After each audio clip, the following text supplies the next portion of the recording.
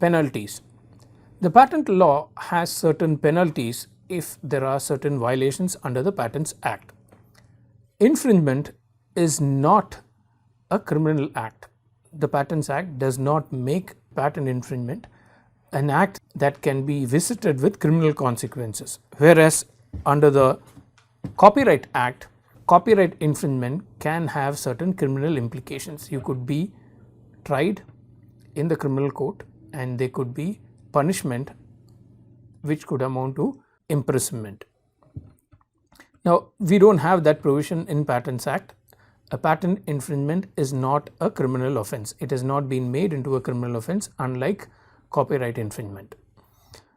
Now, 118 talks about the contravention of secrecy provisions. We have seen already that there are certain secrecy provisions which could be issued, and a direction, if it is issued, if it is not complied with, or a person contravenes section 39, that is where he needs to take prior permission before filing an application abroad, he shall be punishable with imprisonment for a term which may extend to 2 years, or fine, or both. So there is criminal consequences in the form of imprisonment that can come in case of section 35, non-compliance with section 35 and contravention of section 39. Now, 119 talks about falsification of entries in the register. Again, that's something that is punishable with imprisonment. 120 talks about unauthorized claims of patent right.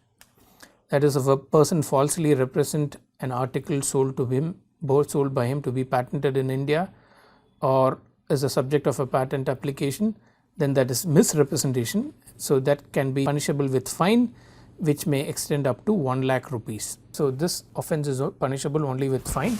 There is no imprisonment to this provision. Then wrongful use of the word patent office can be punishable with imprisonment for a term which may extend up to 6 months, or fine, or with both. Refusal to supply information. Now, there are provisions where a person can be obligated to supply information, section 100 subsection 5 and section 146. In such cases, the person may be punishable with a fine that may extend up to 10 lakhs.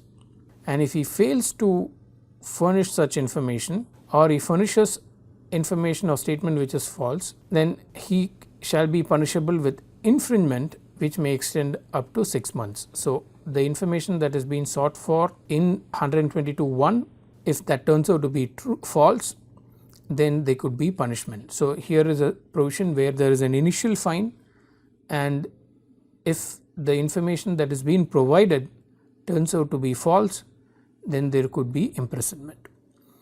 123 talks about the practice of non-registered patent agents. Patent agents are the only professionals who can practice before the patent office. Any contravention of the provisions under section 129 shall be punishable with 1 lakh rupees for the first offence and 5 lakhs for the second and subsequent offence. So if someone pretends to be a patent agent or acts as a patent agent without being one, without clearing the exam and being registered as a patent agent, there could be a fine of 1 lakh rupees for the first offence and a fine of 5 lakh rupees in the second and subsequent offence. There is again no infringement in this case. Now, offences by company, the normal course is that the person who is responsible for the conduct of its business will be deemed guilty of the offence. Now, what amounts to a company? It means any body, corporate, firm, partner and director, all these things are given in the explanation.